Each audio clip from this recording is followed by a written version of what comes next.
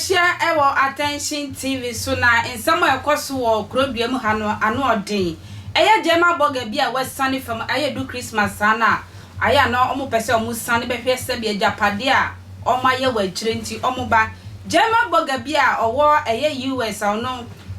odi duma ewa broche na onua ba penny eye ne sister penny ono wo Ghana no ono no de ne bibia efa ne so eye boga ne japade ne bibia efa ne sister so na odire eye edan sie esi ne sister so ne sister ehwe kire kama esi dan na nti oba eye bronya yi no friend sister eda na sister penny nyame anim no waya de penny obia na beye sa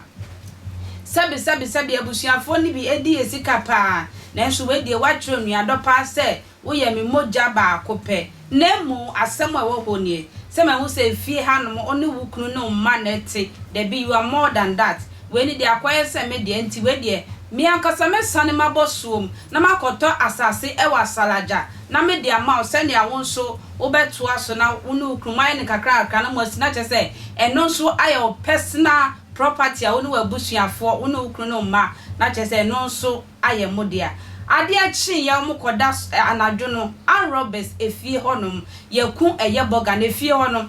ne sister ne ne kru ni nya wo fie na so mo wura boga ne dan mo e ma an robbers fo ko wi ano esa tu ni tuo ekuna ya je ne nkwa efrinsem na somewhere ekoso TikTok na eye obi mfoni eda so eye TikTok star ba kwa ye friend beauty 16 ono ne mfoni ni e de to so se ono na wawu no we na so 16 ono angasa be kasa se Ghana for sebe saade na moye no ha adwen kakra wo wu yo tomitimu kwa hwe sa boga na wawu no na che se wo hwe mu a enye beauty 16 na ewu no no ne mfoni ene yakofa beto so a ye bo na wuto me so ye ntie beauty 60 enu mu nsemra sisi a sorry na ba out a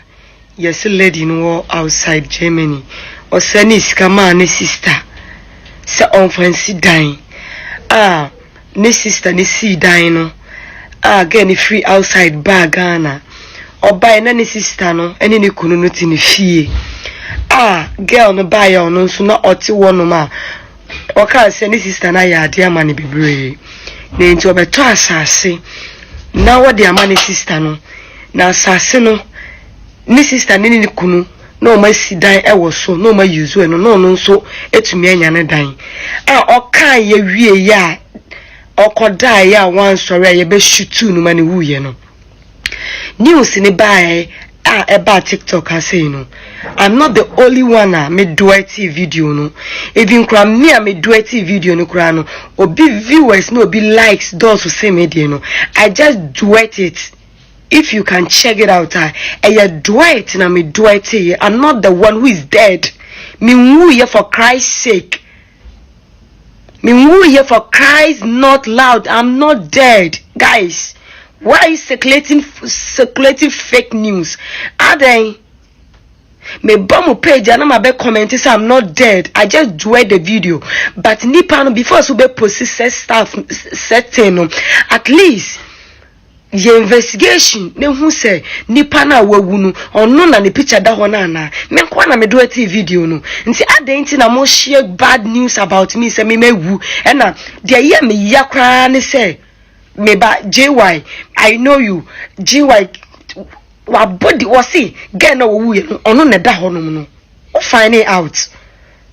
and a brad or see a friend say I even forgot those names. Ono so say Ghana wo wu ye no such a beautiful lady ono na da ho no ade na mo de ewu tag me pacho obi biara wo use me or point say I'm the one do wu ye on na da no one delete that video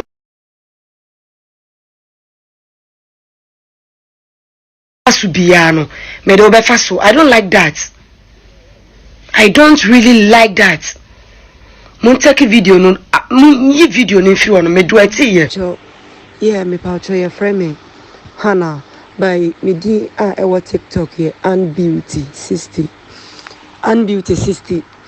concerning a case nearby na lady no yes all Germany outside oko e be say 8 years ni into wo honum na wo ye adwuma no and o send skadema ne sister penny our Ghana so on fancy dan ma no and o di si dan ma no to this man no 8 years time na oba back no oba ye no na dan na ne sister ne sima no na ne sister na ne kunu ene ne mba na ti dan no to no oba ne single room no e ofie no mu na obeda ye enti ekoba ne sa no ena okache ne sister ne so oda na sepa ne ni aso wo ne wa ya ma no because dan na wasi ama no nyo bia na edi sika ma no obeye sa de fefe na ma no bai the ni aso de ne sister na ya ma no no nti obese akọ back to outside enti no opeso oto asase na odema ne sister no na ne sister na mani kunu no bua no no mu nsidan na afe omo moving free ono ne fie ono mo kotena ho no oto asase that means they show appreciation the omaya ama no nti okoka asa no se aye ne sister ne do anya ne sister ne do ade be chi na again be free Ghana okode mu koda ya nkrofo awura ne dem no mo ko manfa bibia no mo shutu no direct kunu nti omo kunu no a eye story ni na chese aye obia dwen na send ni sister ni kunu benum ewuo no ho bi nti no bra na o top we no na ye video no o ye video no e na me duet ye e wo TikTok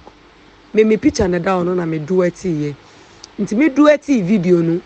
me anka hwe me dia me kan ni se nipa bi ye bad o even your blood sister God save us me dia me kan no na FM stations bloggers bebre atam